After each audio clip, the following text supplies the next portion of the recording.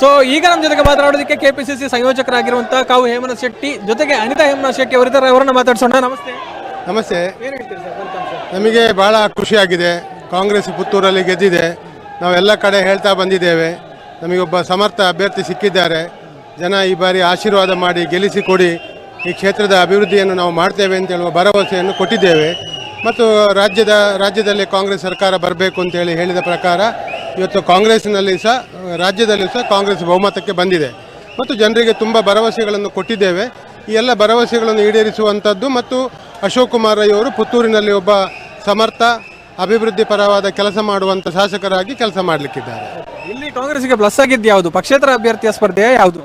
ಪಕ್ಷೇತರ ಅಭ್ಯರ್ಥಿಯ ಸ್ಪರ್ಧೆ ಬಿಜೆಪಿಗೆ ನಷ್ಟ ಆಗಿರ್ಬೋದು, ಕಾಂಗ್ರೆಸ್ಸಿಗೆ ಲಾಭ ಅಂತ ಹೇಳುವಂಥದ್ದು ಎರಡನೇ ವಿಚಾರ. ಕಾಂಗ್ರೆಸ್ ನಾವು ಅದನ್ನು ಗಣನೆಗೆ ತೆಗೆದುಕೊಳ್ಳದೆ ನಾವು ಕೆಲಸ ಮಾಡಿದ್ದೆವು. ಆದರೆ ಇವತ್ತು ಬಿ ಜೆ ಪಿಗೆ ಭಾಳ ಅಂತರ, ಬಿ ಜೆ ಪಿಯನ್ನು ಸಂಪೂರ್ಣವಾಗಿ ಇವತ್ತು ತಿರಸ್ಕರಿಸಿದ್ದಾರೆ ಜನ.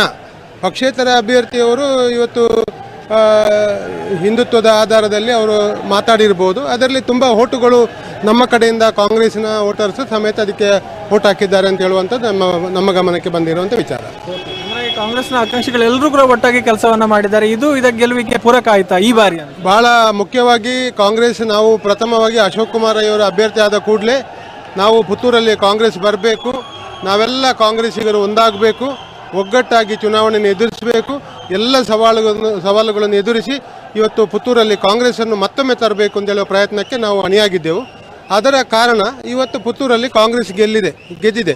ಇವತ್ತು ಇಡೀ ಜಿಲ್ಲೆಯಾದ್ಯಂತ ಕಾಂಗ್ರೆಸ್ ಎಲ್ಲ ಕಡೆ ಸೋತಿದ್ರು, ಉಳ್ಳಾಳ ಮತ್ತು ಪುತ್ತೂರಿನಲ್ಲಿ ಗೆದ್ದಿರುವಂಥದ್ದು ನಮಗೆ ಒಂದು ರೀತಿಯ ಪುತ್ತೂರಿನ ಜನ ಕಾಂಗ್ರೆಸ್ಸಿಗೆ ಒಂದು ಆಶೀರ್ವಾದವನ್ನು ಮಾಡಿದ್ದಾರೆ ಅಂತ ಹೇಳುವಂಥದ್ದು ನಾನು ತಿಳ್ಕೊಂಡಿದ್ದೆ. ಈಗ ಕಾಂಗ್ರೆಸ್ ಹಲವಾರು ಆಶ್ವಾಸನೆಗಳನ್ನು ಕೊಟ್ಟಿದೆ, ಅದನ್ನು ನಂಬಿ ಜನ ಮತ ಕೊಟ್ಟಿದ್ದಾರೆ. ಆದರೆ ಅದನ್ನು ಯಾವುದನ್ನು ಕೂಡ ಈಡೇರಿಸೋಕೆ ಸಾಧ್ಯ ಆಗಲ್ಲ ಅನ್ನುವಂಥ ಮಾತನ್ನು ಬಿಜೆಪಿ ಅವರು ಹೇಳ್ತಾ ಇದ್ದಾರೆ. ಏನು ಹೇಳ್ತೀವಿ? ಅದು ಶುದ್ಧ ಸುಳ್ಳು. ಜನ ಇವತ್ತು ಒಪ್ಪಿದ್ದಾರೆ, ಇವತ್ತು ಒಪ್ಪಿ ರಾಜ್ಯದಲ್ಲಿ ಬಹುಮತ ಕೊಟ್ಟಿದ್ದಾರೆ. ಪುತ್ತೂರಲ್ಲಿ ಕೊಟ್ಟಿದ್ದಾರೆ, ಇಡೀ ರಾಜ್ಯದಲ್ಲಿ 137 ಸ್ಥಾನಗಳನ್ನು ಗೆಲ್ಲಿಸಿಕೊಟ್ಟಿದ್ದಾರೆ.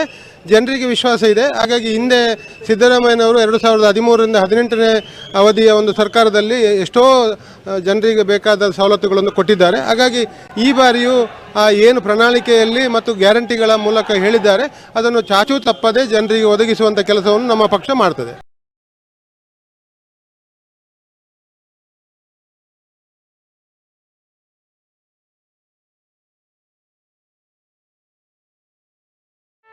ಸುದ್ದಿ ಚಾನಲ್, ಕ್ಷಣ ಕ್ಷಣದ ಸುದ್ದಿಗಾಗಿ.